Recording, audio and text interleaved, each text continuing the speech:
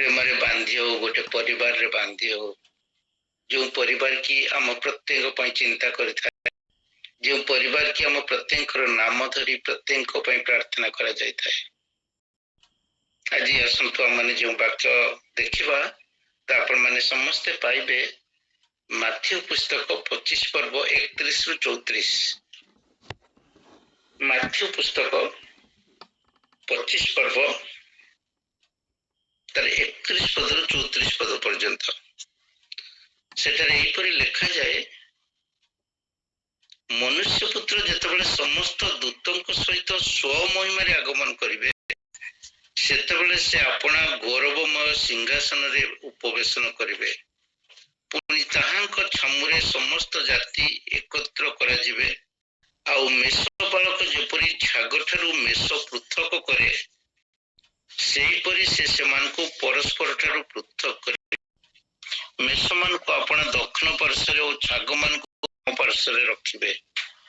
ସେତେବେଳେ ରାଜା ଆପଣା ଦକ୍ଷିଣ ପାର୍ଶ୍ୱସ୍ଥ ଲୋକମାନଙ୍କୁ କହିବେ, ଆସ, ମୋର ପିତାଙ୍କ ଆଶୀର୍ବାଦ ପାତ୍ରମାନେ, ତୁମ୍ଭମାନଙ୍କ ନିମନ୍ତେ ଜଗତର ପତନାବଧି ଯେଉଁ ରାଜ୍ୟ ପ୍ରସ୍ତୁତ କରାଯାଇଅଛି, ସେଥିର ଅଧିକାରୀ ହୁଅ। ଆମେନ୍।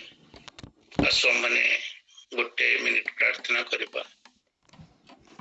ଆଇ ଆମମାନଙ୍କର ପ୍ରେମମୟ ପରମେଶ୍ୱର ପ୍ରଭୁ ଯୀଶୁ,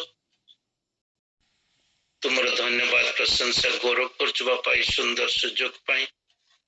ଧନ୍ୟବାଦ ଦଉଛୁ ବାପା ତୁମର ସାନ୍ନିଧ୍ୟ ମଧ୍ୟରେ ତୁମର ଉପସ୍ଥିତି ମଧ୍ୟ ଆମମାନଙ୍କୁ ବସିବାକୁ ସୁଯୋଗ ଦେଇଥିବାରୁ। ତୁମେ ତ ବାକ୍ୟ ରୂପୀ ପରମେଶ୍ୱର, ବାକ୍ୟ ଦ୍ୱାରା କଥା କହିଥାଅ। ତୁମେ ଚାହିଁଥାଅ ଯେ ଆମେ ସମସ୍ତେ ତୁମର ସେ ବାକ୍ୟକୁ ଶ୍ରବଣ କରୁ, କେବଳ ଶ୍ରବଣ କରୁନେ ତାକୁ ପାଳନ କରୁ, ଯାହାଫଳରେ ତୁମେ ଆମ ପ୍ରତ୍ୟେକଙ୍କୁ କଥା କହିବ। ପ୍ରଭୁ, ଆଜି ଏହି ସମୟରେ ତୁମେ ଆମ ପ୍ରତ୍ୟେକଙ୍କୁ କଥା କୁହ, ପବିତ୍ର ଆତ୍ମାଙ୍କ ଦ୍ୱାରା ଆମ ପ୍ରତ୍ୟେକ ଅନ୍ତରକୁ ଖୋଲି ଦିଅ, ପୁଣି ପ୍ରସ୍ତୁତ ହେବାରେ ସାହାଯ୍ୟ କର। ପ୍ରଭୀକ୍ଷା ପ୍ରଭୁ ଯୀଶୁଙ୍କ ନାମରେ ମାଗୁଛୁ, ଆମେନ୍। ବାକ୍ୟ ମଧ୍ୟକୁ ଯିବା ପୂର୍ବରୁ ମୁଁ 3ଟି ଛୋଟ ଛୋଟ ଘଟଣା କହିବି। ଗୋଟେ ଘଟଣା, ପ୍ରଥମ ଘଟଣାଟି ଆପଣମାନେ ସମସ୍ତେ ଜାଣିଥିବେ, ଏଇ 20 ତାରିଖ ଦିନ ଗୋଟିଏ ବଡ ଘଟଣା ଘଟିଗଲା।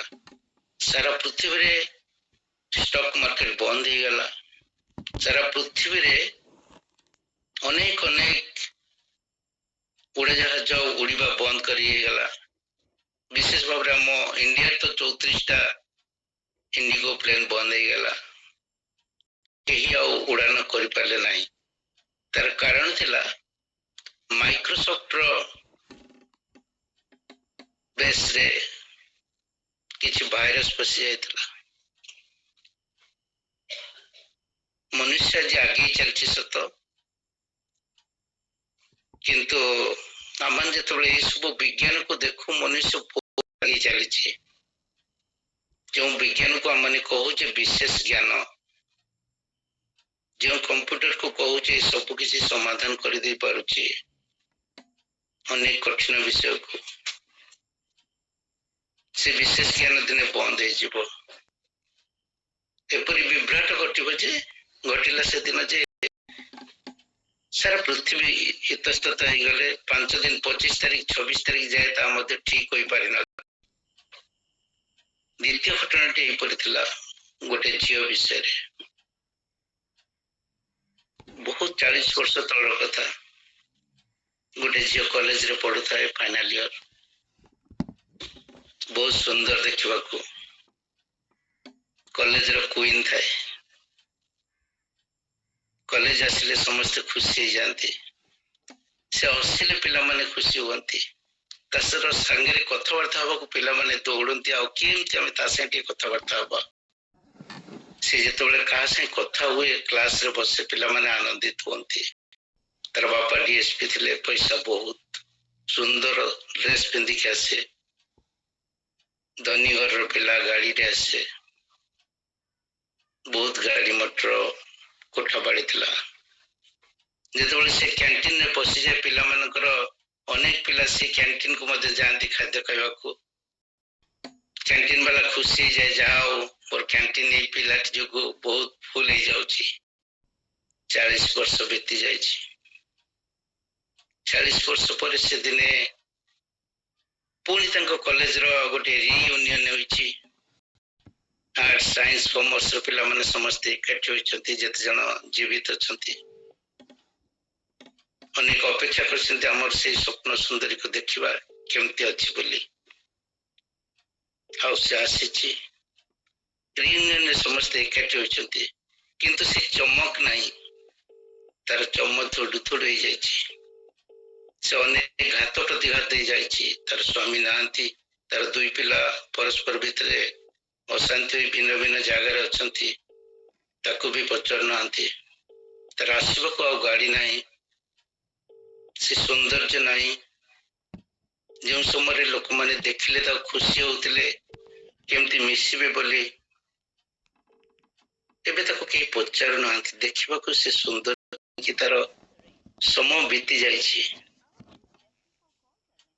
से धन संपत्ति नहीं, से सौंदर्य नहीं, से चाकचक्य नहीं, से मलिन अवस्था को आसी जाइछि। तृतीय घटना टेपरी आपण माने समस्त सुनिथिबा पढ़िथिबा आगरु। बॉम्बे रो गोटे झियो बॉम्बे रो होटल मानकरे संध्या 7 रु राति 11-10 पर्यंत डांस हुए, रेकर्ड डांस। आ से कार्य करती। से झीटी गोटे होटेल कार्य करे। आ सबुदिन से संध्या बेले जाए तार डांस करने को। तार गोटे कॉन्ट्रैक्ट थाए। एपरी से दिन जाउची, दिन तार जीवार समय बॉम्बे तो जीवाको बहुत ट्रैफिक जाम, एणु से जाउची आ बहुत शीघ्र जाउची, जल्दी बाहर जाइची। घर बाहरी गला बेलू देखुची गोटे जगह उपासना होउची और बहुत लोग जमा होइछंती। से सेठी पशि जाउची, प्रभुंकर वाक्य सेठारे दिया जाउची। से भाबुची मोर तो समय बहुत महत्व अछि, गाने मुझे सुनी दिए। आ से ठिया ही प्रभुंकर वाक्य सेठारे प्रचार होउची आ प्रभु ता मन रे कार्य करछंती। ताको लागुची मु किपरि पाप करूची, से ता निजर पाप को देखि पारुची। आ से प्रचारक पाखु जाउची जे प्रचार करथिले। मते आज आपनकर वाक्य बहुत भल लगिला, मु निज को देखि पारुची मो पाप करूची बोली। प्रचारक कहउछन ताले तुमे आज प्रभु को ग्रहण करो। से कहउची ना आज्ञा, मु तो गोटे कॉन्ट्रैक्टर अछि आ मते आज जहाले से जगह को जीवाक पड़िबो। आ मु नाच को सारी की काली आसीबी आ प्रभु को ग्रहण करिबी। आ से कहउछन नाय नाय, तुम आज जदि प्रभु को जानिछ, तुम मन रे कार्य करछंती, आज ही तुमे प्रभु को ग्रहण करो। प्रभु चाहती तुमे तांको पाखु आस, तुमे तांको आज ग्रहण करो सब साक्षात रे। से कहउची ना आज्ञा, मु तो प्रभु को जानिली आ मु काली निश्चित आसीबी। आज जीबी, आज दिनटा मात्र नाचिबी, कॉन्ट्रैक्ट अछि, से माने मते अनेक कथा कहबे। और कहउछन ना कोन कोइ कोइ कहबे, आपन दरमा देबेनी, पैसा देबेनी, किंतु तुमे तो परित्राण स्वाद चाखिलो, आज ही तुमे ग्रहण करो।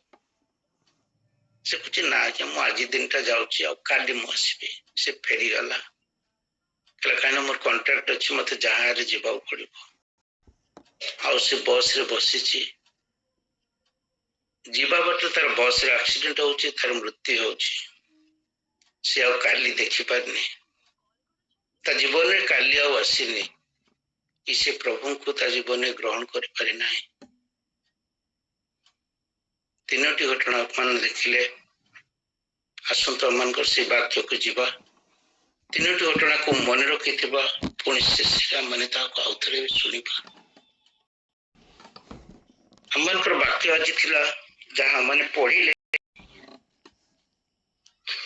सेटारे एही परि लिखा जाउची जे प्रभु आसीबे, मनुष्य पुत्र आगमन करिवे। माथ्यू पुस्तक रे लिखा जाउची आ प्रभु एक कथा निजे कहउचंती। अपन माने गोटे वर्ड समस्त जानिथिबे जे गॉस्पेल ट्रुथ, एटा बहुत यूज हुए सारा पृथ्वी रे। समस्त प्रूव करबा कोंती it is a gospel truth, माने सुसमाचार ए माथ्यू, मार्क, लूका, जॉन रे जहां लिखा जायछि ता संपूर्ण सत्य बोली समस्त विश्वास करथि। ଏହା ଅନ୍ୟଥା ହୋଇପାରେନି। এই gospel truth, এই ଟର୍ମଟାକୁ ସମସ୍ତେ ପାଶ୍ଚାତ୍ୟରେ ଆମର ପୂର୍ବ ପଶ୍ଚିମ ସବୁ ଜାଗାରେ ବ୍ୟବହାର ହୁଏ। ଆଉ ଆମେ ଏଠି ଦେଖୁଛେ ପ୍ରଭୁ ଯୀଶୁ ନିଜେ କହୁଛନ୍ତି ମନୁଷ୍ୟ ପୁତ୍ର ଯେତେବେଳେ ସମସ୍ତ ଦୂତଙ୍କ ସହିତ ସ୍ୱମହିମାରେ ଆଗମନ କରିବେ ସେତେବେଳେ ସେ ଆପଣା ଗୌରମ ସିଂହାସନରେ ଉପବେଶନ କରିବେ।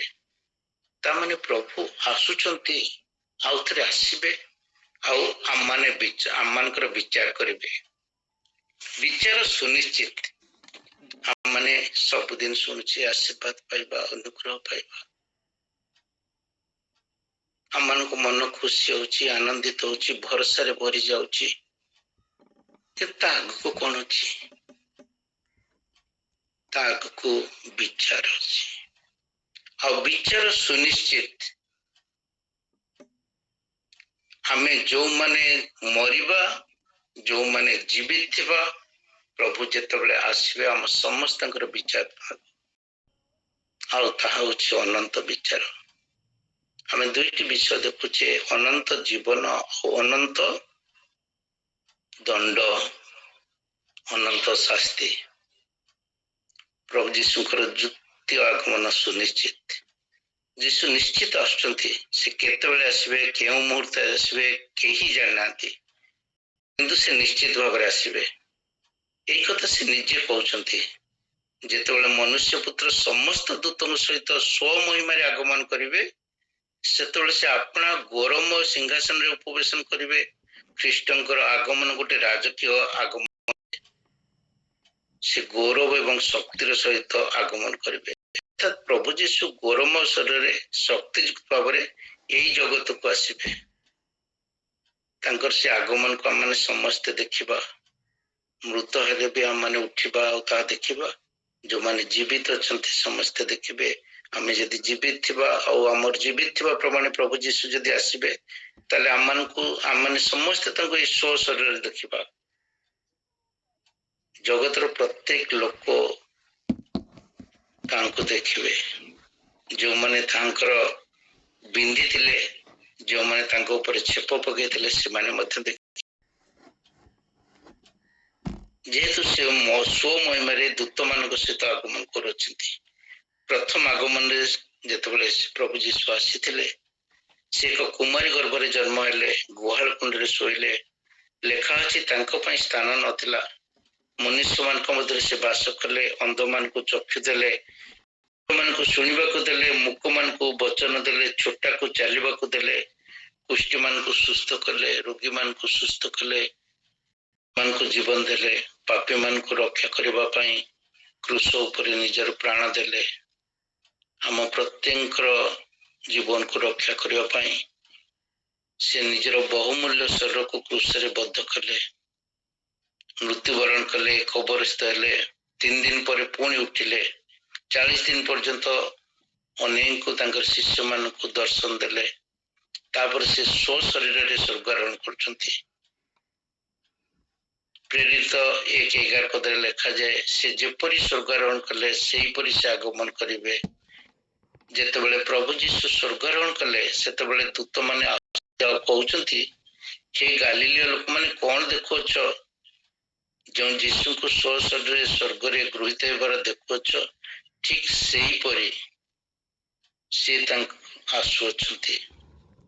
ଆମେ ଯଦି ପ୍ରଥମ ଥେସଲୋନିୟ 4:16 ପଦରେ ଦେଖୁ ସେଠାରେ ଏହିପରି ଲେଖାଯାଏ, ଦୂତମାନଙ୍କ ସହିତ ମହାଗୌରବରେ ତୁରୀବାଦ୍ୟ ସହିତ ଗୌରମ ମହିମାରେ এই ଜଗତକୁ ସେ ଆସୁଛନ୍ତି ପୁଣି ଥରେ। ମାଥ୍ୟୁ 24:31 ମଧ୍ୟ ଲେଖାଯାଏ ଦୂତମାନଙ୍କ ସହିତ ସ୍ୱମହିମାରେ ଆଗମନ କରିବେ। ପ୍ରଥମ ଆଗମନ ଗୋଟିଏ କୁମାରୀ ଗର୍ଭରେ ହେଲା। ତାଙ୍କରି ଲୋକମାନେ ତାଙ୍କୁ ଚିହ୍ନି ପାରିନଥିଲେ, ତାଙ୍କ ପାଇଁ ସ୍ଥାନ ନଥିଲା ଜଗତରେ। ସେଥିପାଇଁ ସେ କହିଲେ କୋକିଶିଆଳର ଗାତ ଅଛି, ଆକାଶର ପକ୍ଷୀର ବସା ଅଛି, ହେଲେ ମନୁଷ୍ୟ ପୁତ୍ରଙ୍କର ମୁଣ୍ଡ ଗୁଞ୍ଜିବାର ସ୍ଥାନ ନାହିଁ। ଯେ ସ୍ୱର୍ଗ ପୃଥିବୀର ସ୍ରଷ୍ଟା, ଯେ କହିବା ମାତ୍ରକେ ସବୁ କିଛି ସୃଷ୍ଟି ହଉଥିଲେ, ତାଙ୍କ ପାଇଁ ଏହି ପୃଥିବୀରେ ଜାଗା ନଥିଲା। ବାକ୍ୟରେ ତ ଲେଖାଯାଏ ସେ ତାଙ୍କ ଲୋକମାନଙ୍କ ନିକଟକୁ ଆସିଲେ, କିନ୍ତୁ ତାହାଙ୍କ ଲୋକମାନେ ତାହାଙ୍କୁ ନାହିଁ। प्रथम आगमन से पापी मान को प्रेम करने को आसते, पापी मान प्रायश्चित करने को आसते, अनुग्रह करने को आसते, किंतु द्वितीय आगमन जहाँकि आज आम देखिलु से आ प्रेम करने को आसबेनी। से समय अनुग्रह स्थान नथिबो, से विचार करने को आसुछन, से विचार सिंहासन रे बसिबे। जेपरि लेखा जाए से दिन जितेबाला प्रभु विचार सिंहासन रे बसिबे, जाति धर्म वर्ण समस्त जनता तांकर विचार सम्मुखें ठिया हेबे। आम जदि गीत संहिता 96 देखु से लेखा जाए से पृथ्वी विचार करने को आसुअछंती, से समस्त विषय विचार करने को आसुछंती। द्वितीय कोरिन्थीय 5:10 पदे लेखा जाउची, कारण भल हेबो मंद हेबो प्रत्येक जन शरीर द्वारा कृत कर्म अनुसार फल पाइबा। ख्रीष्टंकर विचार सन छमुरे आम समस्त को प्रकाशित हेबाक हेबो। चिंता करंतु आज आम समस्त किपरि कार्य करूछु। आम समस्त कार्य पाई आम विचारित हेबा। से दिन ख्रीष्टन सम्मुख आम समस्त गुप्त विषय प्रकाशित हेबो। यदि आम मैंने उपदेशक 12-14 पदरे देखू से लेखा जाए, जेहेतु परमेश्वर प्रत्येक कर्म पुणी भल कि मंद प्रत्येक गुप्त विषय विचार आणवे। आज हुए तो अनेक विषय आम मैंने गुप्त चिंता करुचु, कहीं जानी पारना जगत कौन कहीं भी जानी पारना। आम मन मन खुशी होचु, ये पाप गुड़ी को कहीं जानी पारे। हाँ प्रभु तो जानी कि जानुवे न जानुवे, किंतु प्रभु जीशु आसुछंती गुप्त विषय समस्त कर्मर विचार करबा पाई।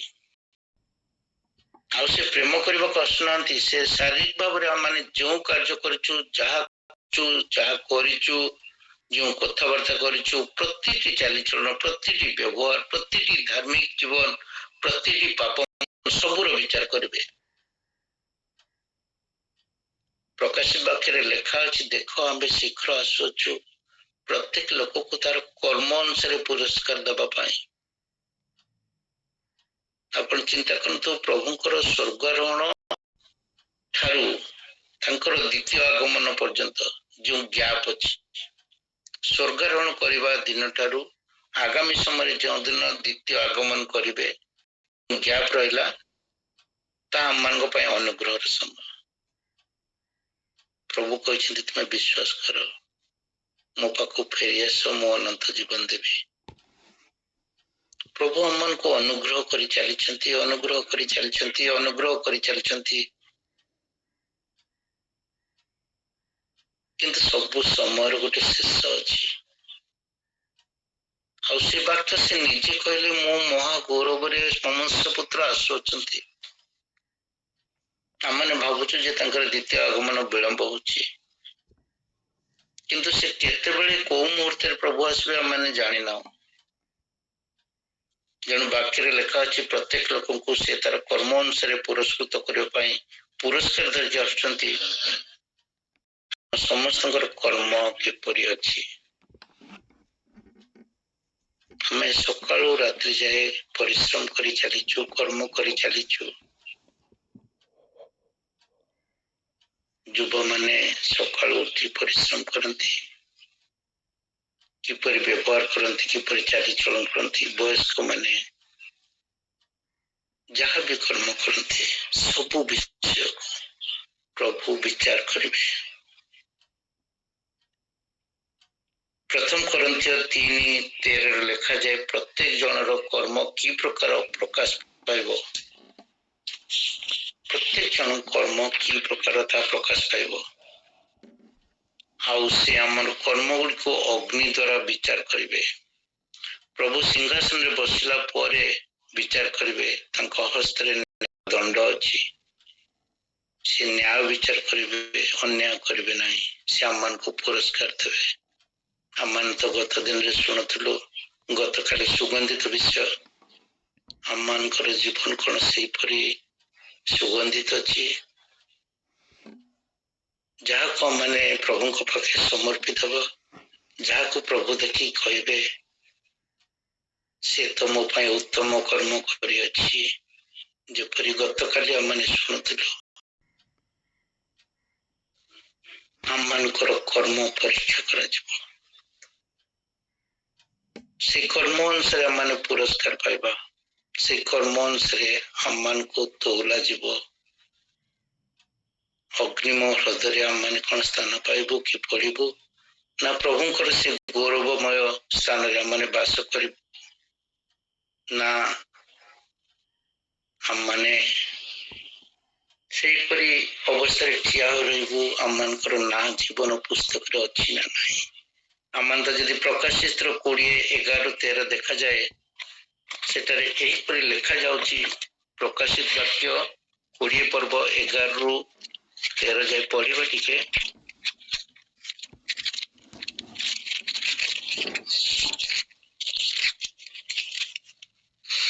ତତ୍ପରେ ମୁଁ ଗୋଟିଏ ବୃହତ୍ ଶ୍ୱେତବର୍ଣ୍ଣ ସିଂହାସନ ଓ ତଦୁପବିଷ୍ଟ ବ୍ୟକ୍ତିଙ୍କୁ ଦର୍ଶନ କଲି। ତାହାଙ୍କ ସମ୍ମୁଖରୁ ପୃଥିବୀ ଓ ଆକାଶ ମଣ୍ଡଳ ପଳାୟନ କଲା। ସେମାନଙ୍କ ନିମନ୍ତେ ଆଉ ସ୍ଥାନ ମିଳିଲା ନାହିଁ।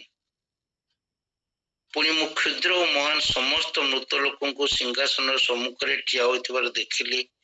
ଆଉ ପୁସ୍ତକ ସବୁ ଫିଟାଗଲା। ପରେ ଜୀବନ ପୁସ୍ତକ ନାମକ ଆଉ ଗୋଟିଏ ପୁସ୍ତକ ଫିଟାଗଲା। ସେଇ ପୁସ୍ତକ ମାନଙ୍କରେ ଲିଖିତ ବିଷୟ ପ୍ରମାଣେ ମୃତମାନେ ଆପଣା ଆପଣା କର୍ମାନୁସାରେ ବିଚିତ ହେଲେ। ମୃତମାନେ ଆପଣା ଆପଣା କର୍ମାନୁସାରେ ବିଚାରିତ ହେଲେ। ବିଚାରର ସମୟ ଆସୁଅଛି। ଆମ ସାମ୍ନାରେ ଦୁଇଟି ଆଶ୍ଚର୍ଯ୍ୟ ଜିନିଷ ଥୁଆ ହେଇଛି, ଯାହା ଆମେ ଦେଖିନାହୁଁ। ଅନନ୍ତ ନର୍କ ବିଷୟରେ ଆମେ ଅନେକ ଥର ଶୁଣିଛେ। କେତେ କଷ୍ଟକର, ତାର ଶେଷ ନାହିଁ। ଆଉ ଯେତେବେଳେ ଆମେ ସ୍ୱର୍ଗ ବିଷୟ ଶୁଣୁଛୁ, ଖୁସି ହେଇଯାଇଥାଉ, ଆନନ୍ଦିତ ହେଇଥାଉ। କାଶ ମତେ ଏ ଜାଗାରେ ସ୍ଥାନ ମିଳନ୍ତା, କାଶ ମୁଁ ଏ ସିଂହାସନରେ ବସି ପାରନ୍ତି। କିନ୍ତୁ ପ୍ରଭୁ କହୁଛନ୍ତି, ଆଜି ଆପଣ ମାନଙ୍କର ମୋର ଯେତେ ଜଣ ବଞ୍ଚିଛେ, ଜୀବିତ ଅଛେ, ସମସ୍ତଙ୍କର ବିଚାର ହବ। ଆମମାନେ ଯଦି ଦେଖୁଛେ ଯେ ଦୁଇଟି ପୁସ୍ତକ ଅଛି, ଜୀବନ ପୁସ୍ତକ, ଆଉ ଗୋଟେ ପୁସ୍ତକ ଯେପରି ମଲାଖିରେ ଲେଖାଯାଇଛି 3:16, ଆଉ ଏକ ପୁସ୍ତକ ବିଷୟରେ ଲେଖା ଅଛି। ସେଠାରେ ଲେଖା ଅଛି, ସଦାପ୍ରଭୁଙ୍କୁ ଭୟ କଲେ, ସେମାନଙ୍କ ଆରେକ ସଙ୍ଗେ କଥାବାର୍ତ୍ତା କଲେ, ଆଉ ସଦାପ୍ରଭୁ ମନୋଯୋଗ କରି ତା ଶୁଣିଲେ। ଓ ଯେଉଁମାନେ ସଦାପ୍ରଭୁଙ୍କୁ ଭୟ କଲେ ଓ ତାହାଙ୍କ ନାମ ଧ୍ୟାନ କଲେ, ସେମାନଙ୍କ ନିମନ୍ତେ ଏକ ସ୍ମରଣାର୍ଥକ ପୁସ୍ତକ ତାହାଙ୍କ ଛାମୁରେ ଲେଖାଗଲା।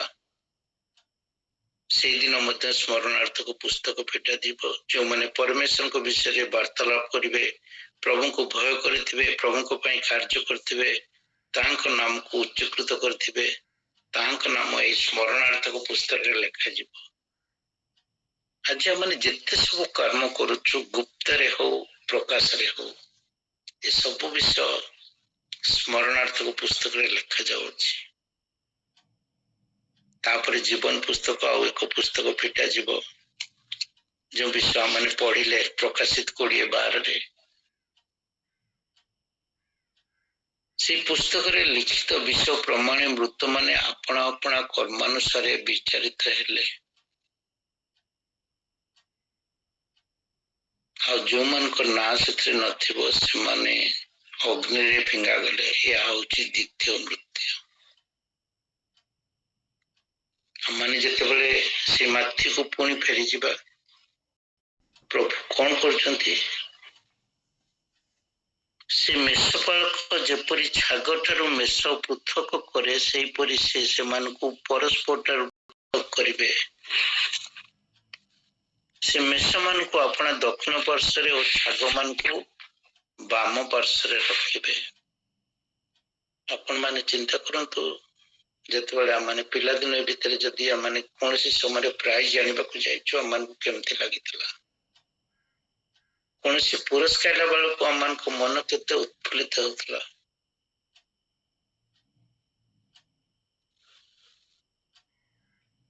आम दौड़ू अच्छु किंतु शून्य को आघात करला पड़ी नुहे आम दौड़ू अच्छु पण पाइबा पाई पुरस्कार पाइबा पाई आज आम समस्ते दौड़ू अच्छु पण पाइबा पाई जितेबाला मॉर्निंग प्रेयर ग्रुप प्रत्येक जन को मैंने देखू प्रभु को ऊपर समस्त विश्वास भरी समस्ते प्रभु को जानी विश्वास करू ये जगतर कर्म हम मध्य किपरि करियछु से सबु स्मरणार्थ को पुस्तक रे लिखा अछि हम माने निजको परीक्षा करिबा निजको अनुसरण करिबा निजको देखिबा आज आमनकर कर्म गुड़िक स्मरणार्थ को पुस्तक रे लिखा जाए कि जहाँ को प्रभु से दिन खोजे मन पकेबे आ समस्त जगत शुणव जिते समस्ते से सिंहासन सामने ठिया होते समस्ते शुणवे समस्ते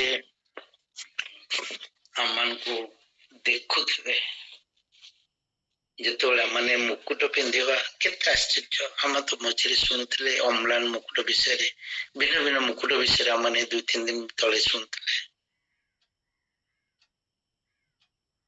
आम मैंने कौन से मुकुट पाइबा को योग्य अच्छु ना आम मैंने आम जीवन से अग्निम हृदय प्रस्तुत प्रभु विचार करेंगे जो प्रभु आसुच्चंती विचार करने को से आम प्रत्येक कर्म अनुसार फल देवे आज आम कर्म किपरि अच्छी जदि आम उत्तम कर्म करियछु प्रभु को योग्य आचरण करियछु ताले आम से मुकुट पाइबा से अम्लान मुकुट से आश्चर्यजनक से आनंदित जनक जो केवल सुख आनंद भरी अच्छी से स्थान पे आम उपयुक्त होगा कि आम ना जीवन पुस्तक रे थिबो कि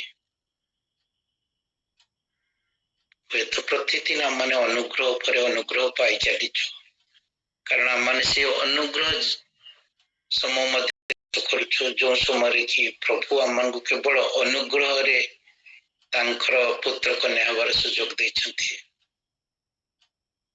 सुजोग देछंती सत किंतु आम कर्म को परीक्षा करती आम कर्म को देखुछंती आम फेरी जीवा से 3टी अवस्था को दिने सबु किछि शेष हो ए विशेष ज्ञान ए जगत रे एते चाकचक्य एते ज्ञान सब किछि हमर प्रतिदिन नुआ नुआ इन्वेंशन देखुछु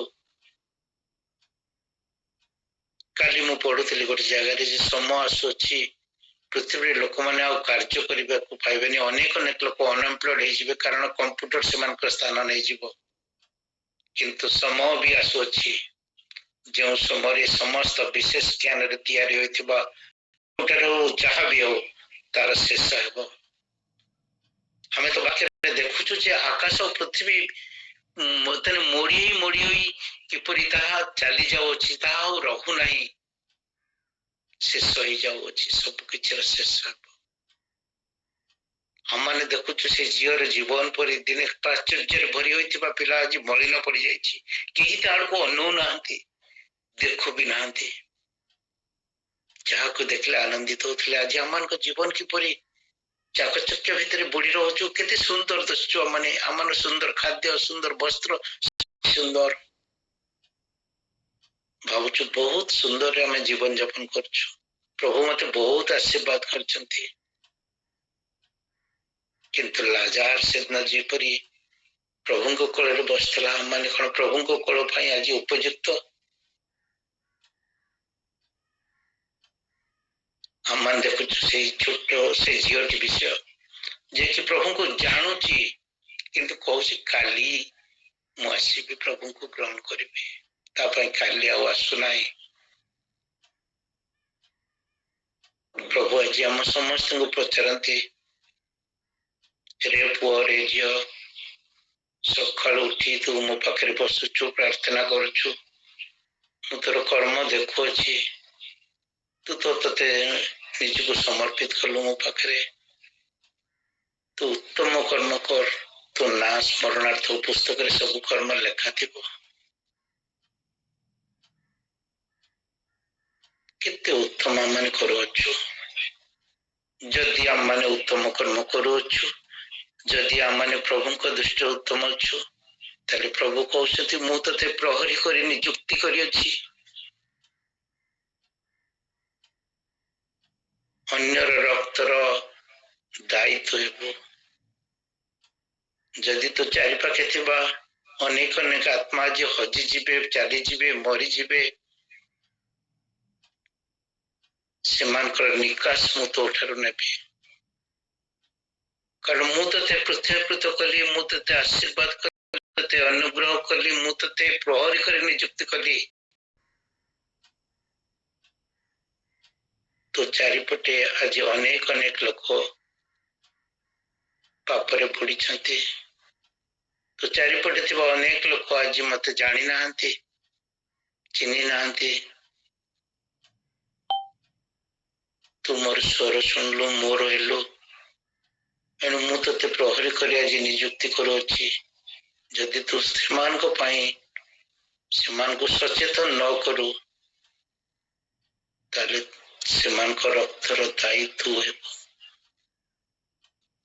प्रभु आज आम प्रत्येक को सही प्रचार कहते, सचेतन करछंती, मु ते प्रहरी करी अछि। तू निजर दायित्व ठीक रे तुला, मु तो पाई अम्लान मुकुट धरी अपेक्षा करिछि। मु शीघ्र आसुछि, डेरी हेब नाही। हुए तो तू भाव तू डेरी होछि बोली, कारण क्यों दंडरे क्यों समय मु आसबि तू जानना, केही भी जानती नहीं, केवल पिता जानते। हुए तो आसंता काली, हुए तो आजी, हुए तो आउ किछि दिन परे केतेबेले प्रभु आसबे आमने जानूना, किंतु प्रभु निश्चित आसुछंती आ विचार सुनिश्चित। मु आपन को मो जीवन गोटे छोट घटना कहती, आगुरी कहिछि मध्य। मो तल भौणी यही भुवनेश्वर थिला, 4.5 वर्ष तलर घटना। 2 जन जाक स्वामी स्त्री रात्रि 11टा बेले टीवी देखि सारी कथबार्ता है शोले। गोटे कंबल घोड़े भोर 5:30 भौणी उठिला। जानुआरी मास शीत दिन से उठी जिते दांत फांत घसी देला, हसी स्वामी शोइछंती, तांको देहरे हाथ मारे, तांको देहरे आ जीवन नहीं। एका खटरे एका कंबल शोइछंती। सकाल को जनकर जीवन नहीं, पाहांतरे जने आ जगत रे नहीं। वाक्य कहे जन को ग्रहण करा जीवो, आ जने रहि जीवो। से समय शीघ्र आसुछि, हम माने जानी पारिबु नहीं। केतेबेले हम मान को साथरे थिबा अन्य माने चली जिबे, हम माने ठिया ही रहिथिबु, खोजिले पाइबुनी।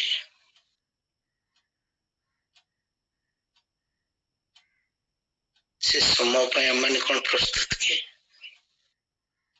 प्रभु आज हम प्रत्येक को कथा कहतु, प्रत्येक को अनुग्रह करंतु, दया करंतु, ज्ञान दियंतु, बुद्धि दियंतु।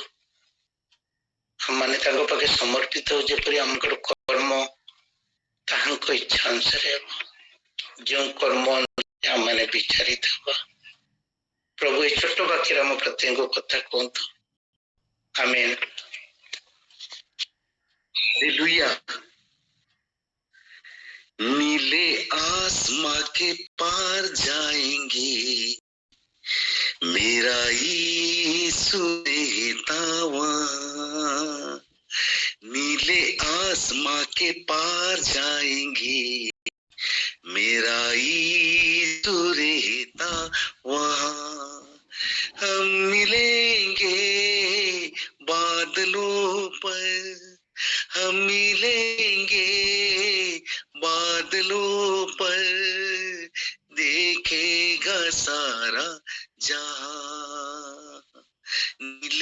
आसमां के पार जाएंगे, मेरा यीशु रहता वहां। और भाई पावरफुल मेसेज, तीनोटी हृदयस्पर्शी उदाहरण दे आज आपण आमको सतर्क कर देइचंती जे वर्तमान समय ही मूल्यवान। आज वर्तमान ही आम यीशु को ग्रहण करबा, कारण पर मुहूर्त रे जीवित रहिबा तार किछि ग्यारंटी नहीं। प्रभु यीशुंकर द्वितीय आगमन अति निकट रे, आउ आमे जदि प्रस्तुत न रहू हमर स्थान कोठी हबो? जो दिन से मध्य आकाश को आसबे से दिन आमे तांको जीवाकू योग्य होई सारिछु तो ई कथा जानी रखिबा जे आमे समस्ते विचारित हबा।